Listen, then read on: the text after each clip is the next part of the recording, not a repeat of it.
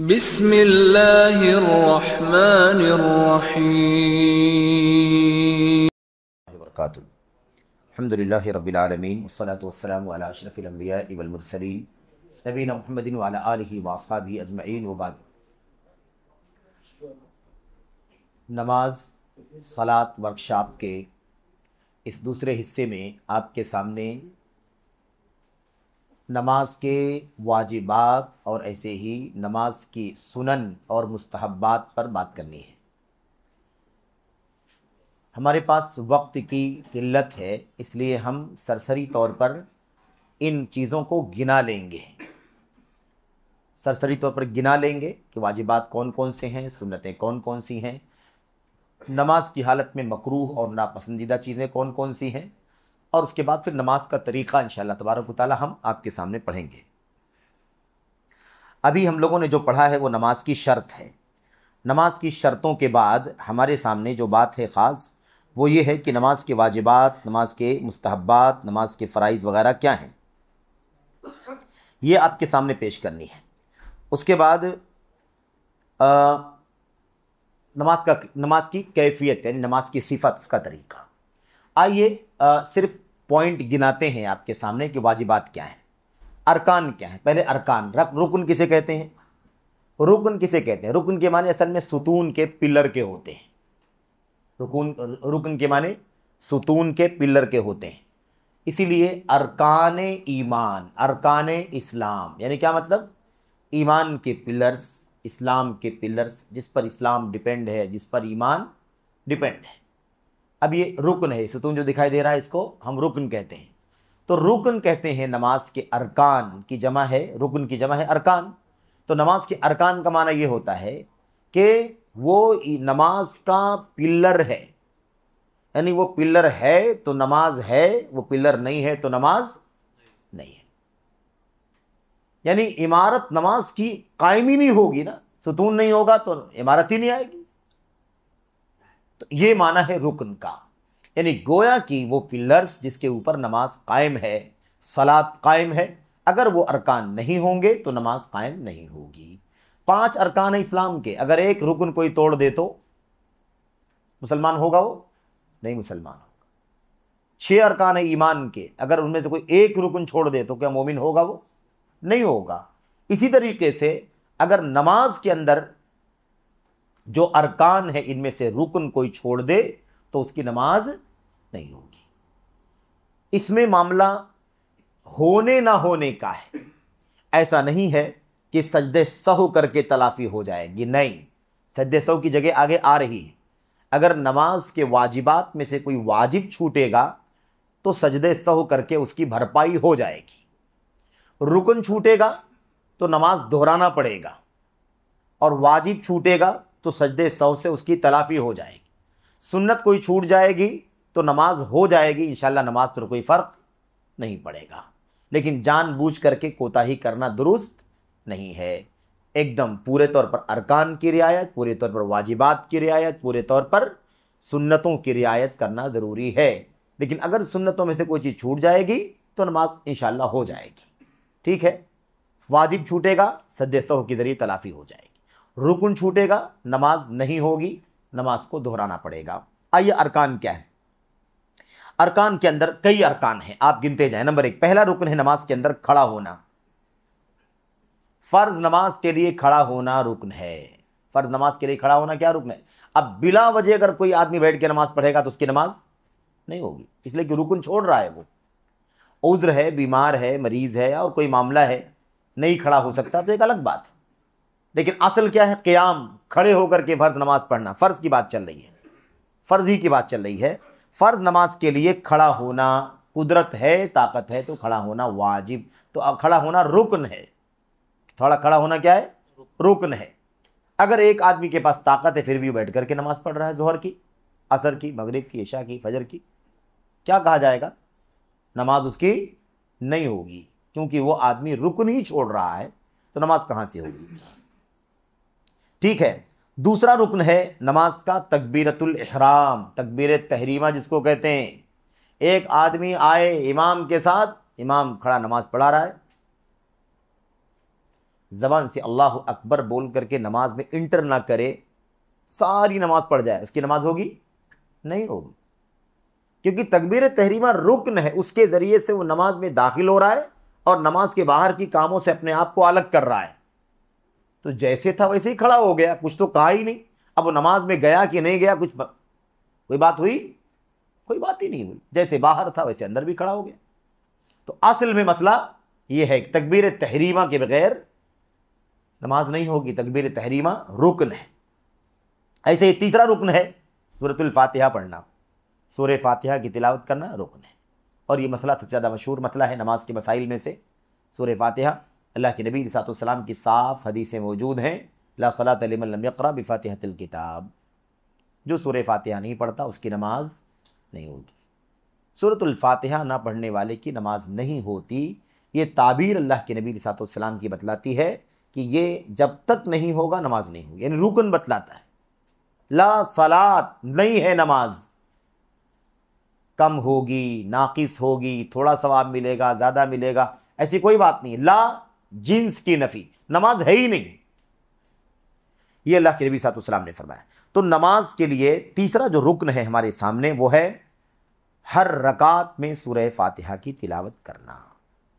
اور میرے بھائیوں، میں سمجھتا ہوں کہ ہمیں اللہ کے نبی علیہ الصلوۃ والسلام کی سنت کے آ جانے کے بعد کوئی اور چیز دیکھنے کی ضرورت نہیں ہونی چاہیے۔ کیوں جائیں ہم کسی اختلاف میں، کسی فلسفے میں، کسی باریکی میں پڑھنے، جب نبی کی اتنی صاف حدیث لا صلاۃ، نماز نہیں ہے، لمن لم یقرأ بفاتحۃ الکتاب، اس آدمی کے لیے جو سورہ فاتحہ نہ پڑھے۔ صاف ہے،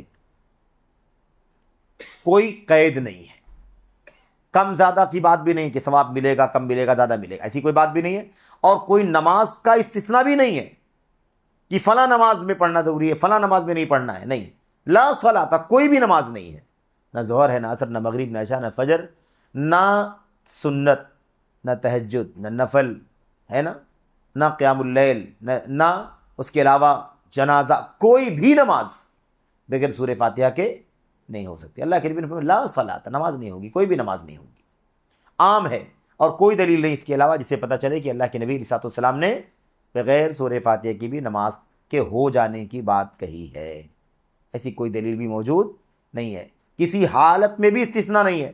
اب ایک حالت کے بارے میں اختلاف ہو گیا کہ بھئی ٹھیک ہے، یہ بات تو ٹھیک ہے کہ سورہ فاتحہ کے بغیر نماز نہیں ہوتی، ہم مانتے ہیں، لیکن ہم اکیلے پڑھیں گے تب کے لیے ہے کہ امام کے پیچھے پڑھیں گے تب کے لیے ہے، یہ اختلاف ہو گیا ہے کہ نہیں؟ اس کا جواب کیا ہے؟ اس کا جواب یہ کہ اللہ کے نبی علیہ الصلوۃ والسلام نے اس بات کی بھی تفریق نہیں کی ہے کہ یہ نماز کب نہیں ہوگی، کوئی تفریق ہے اس کے اندر؟ جو سورہ فاتحہ نہ پڑھے اس کی نماز نہیں ہوگی، اللہ کے نبی نے فرمایا۔ تو چاہے جو سورہ فاتحہ نہ پڑھے، چاہے وہ امام کی حیثیت سے ہو، مقتدی کی حیثیت سے ہو، منفرد کی حیثیت سے ہو، کسی بھی حیثیت سے ہو، جو سورہ فاتحہ نہ پڑھے اس کی نماز نہیں ہے۔ یہ سادہ سا معاملہ ہے میرے بھائیوں، لیکن اس مسئلے میں کافی اختلاف لوگوں نے کر لیا، اور بہت ساری باتیں چلتی رہیں، اور سورہ فاتحہ تنہا ہو تو پڑھے، امام کے پیچھے ہو تو نہ پڑھے، یہ معاملہ بھی عملی طور پر کلیئر ہوا ہے، عملی طور پر بھی کلیئر ہوا ہے۔ اس حدیث سے بھی پتہ چلتا ہے صاف صاف کہ جو نہ پڑھے، امام ہو، مقتدی ہو، منفرد ہو، جو بھی نہیں پڑھے سورہ فاتحہ اس کی نماز نہیں ہوتی، صاف ہے یہ۔ لیکن اس کے علاوہ پریکٹیکل مسئلہ بھی موجود ہے، پریکٹیکل مسئلہ بھی موجود ہے۔ اللہ کے نبی علیہ الصلوۃ والسلام نے اپنی حدیث میں صاف کہا، میرے پیچھے تم نماز پڑھتے ہو تب بھی فلا تفعلوا، کوئی اور چیز کی تلاوت تو مت کرو الا بفاتحۃ الکتاب، لیکن سورہ فاتحہ تو پڑھنا ہی پڑھنا ہے۔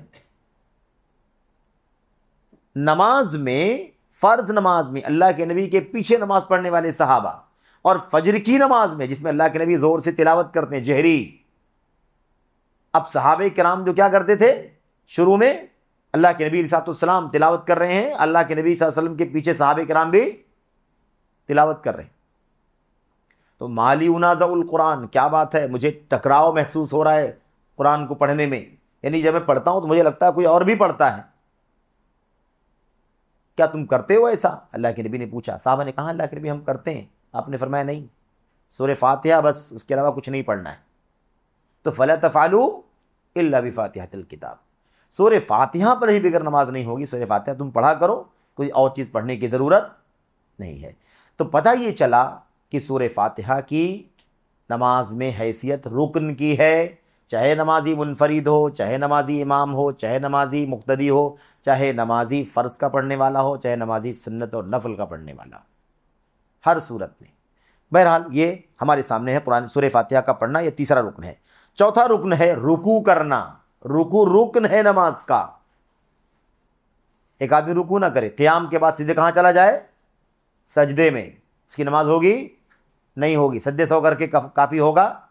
नहीं होगा। रुकू छोड़ दिया, नमाज ही नहीं हुई, वो रकात ही नहीं हुई। उसको चाहिए कि एक रकात मजीद पढ़े, एक रकात मजीद पढ़े। पांचवा रुकन क्या है? रुकू से उठना, रुकू से उठ करके खड़ा होना, और खड़ा होना एतदाल, यानी क्या मतलब? यानी रुकू से यूँ थोड़ा उठ करके फिर सजदे में नहीं जाना, बल्कि पूरे तौर पर सीधा हो जाना। यानी खड़े होने की हालत में इंसान की हड्डियां जहाँ जहाँ जाती हैं वहाँ वहाँ चली जाएं, सीधा खड़ा हो जाए रुकू से उठ करके। ये भी रुकन है, ये भी रुकन है। पांचवा रुकन है ये। उसके बाद छठा रुकन कौन सा है? 7 हड्डियों पर सजदा करना। 7 हड्डियों पर सजदा करना। 7 हड्डियां कौन सी हैं? दोनों हाथ, दोनों घुटने, दोनों पैर के अंगूठे यानी उंगलियां, और पेशानी नाक समेत, पेशानी नाक समेत, और ये दोनों हाथ, दोनों घुटने और दोनों पैर के अतराफ, ये 7 हड्डियां हैं। अल्लाह के नबी ने फरमाया मुझे हुक्म दिया है कि मैं हुक्म दिया गया है कि मैं 7 हड्डियों पर सजदा करूं। ये है, तो 7 हड्डियों पर सजदा करना, ये छठा रुकन है। 7वां रुकन कौन सा है? सजदे से सर उठाना, सजदे से उठना। सजदे से उठना ये रुकन है। सजदे से उठ करके फिर दूसरा सजदा करना है, और सजदे से फिर उठना है। ये रुकना, ये उठना क्या है? ये भी रुकन है। अच्छा, 8वां रुकन क्या है? दोनों सजदों के बीच में बैठना। इसमें बड़ी कोताहियां हो रही हैं। जिसको क्या कहते हैं? जलसे इस्तिराहत कहते हैं। जलसे इस्तिराहत, दोनों सजदों के बीच में बैठना। कुछ लोग सजदे के बीच में बिल्कुल स्टॉप नहीं करते, सजदे से यूं उठते हैं ऐसे, और फिर उसके बाद दूसरे सजदे में डायरेक्ट ही चले जाते हैं। नहीं, दोनों सजदों के बीच में क्या करना है? दोनों सजदों के बीच में जलसा शॉर्ट बैठना, यानी सजदे से उठ करके यूं बैठना 2-4 सेकंड, और फिर उसके बाद दूसरे सजदे के लिए जाना। ये भी रुकन है। आप सोचिए क्या है ये रुकन। ये सारी बातें कहाँ से ली गई हैं? ये सारी बातें अल्लाह के नबी अलैहिस्सलाम की उस हदीस से ली गई हैं जो सही बुखारी वगैरह के अंदर मौजूद हैं, जिसको कहते हैं हदीसुल मुसीई सलातहू। हदीसुल मुसीई सलातहू। एक शख्स आया, अल्लाह के नबी अलैहिस्सलाम मस्जिद में तशरीफ़ फरमा थे, मस्जिद नबवी में, और एक शख्स आया, नमाज़ पढ़ने लगा, और आकर के नमाज़ पढ़ करके आया, अल्लाह के नबी सलाम किया। आपने कहा वालेकुम अस्सलाम व रहमतुल्लाह, जाओ फिर से नमाज़ पढ़ो क्योंकि तुमने नमाज नहीं पढ़ी है। नमाज गया, जल्दी जल्दी पढ़ करके आया, सलाम किया। आपने फरमाया जाओ इरज फसल्ली फ़इन्नका लम तुसल्ली, लौट जाओ, वापस जाओ, नमाज़ पढ़ो क्योंकि तुमने नमाज नहीं पढ़ी है। वो गया, फिर से पढ़ा, वापस आया, फिर सलाम किया। आपने फरमाया वालेकुम सलाम, फिर से जाओ नमाज़ पढ़ो, तुमने नमाज नहीं पढ़ी है। तीसरी मरतबा ऐसे ही हुआ, गया, सलाम किया, पढ़ करके आया। आपने फरमाया जाओ नमाज़ पढ़ो, फिर से तुमने नमाज नहीं पढ़ी है।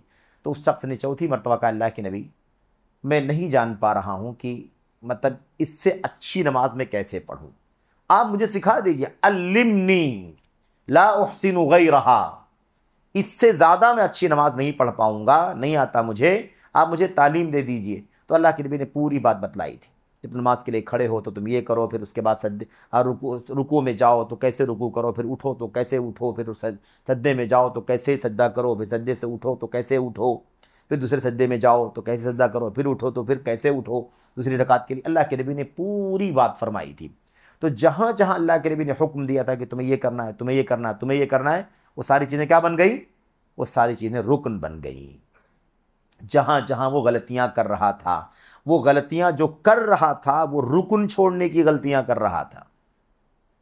अगर रुकन छोड़ने की गलतियाँ ना करता तो उसकी नमाज को अल्लाह के नबी ये ना कहते कि तुम्हारी नमाज नहीं हुई, जाओ फिर से नमाज पढ़ो, तुमने नमाज नहीं पढ़ी, ऐसा नहीं कहते ना। आप कहते जाओ सजदे सौ करके कंप्लीट कर लो, तुम्हारी नमाज में फ़लाँ काम کمزور رہ گیا ہے، واجب چھوٹ گیا ہے، سجدے 100 کر لو، اس جو سجدتین 2 سجدہ کر لو، سلام پھیر لو، تمہاری نماز کی کمی کیا ہو جائے گی؟ پوری ہو جائے گی۔ آپ نے کیا فرمایا؟ جاؤ نماز پڑھو، پھر سے تم نے نماز نہیں پڑھی ہے۔ اس کا مطلب یہ ہوا کہ رکن چھوڑ رہا تھا، اور جہاں جہاں رکن چھوڑ رہا تھا اللہ کے نبی نے اس کی تاکید فرمائی، اور انہی باتوں کا ذکر آپ کے سامنے حدیث کے حوالے سے یہ چل رہا ہے۔ تو 7واں مسئلہ کیا ہے؟ سجدے سے سر اٹھانا، اور 8واں مسئلہ ہے دونوں سجدوں کے بیچ میں بیٹھنا۔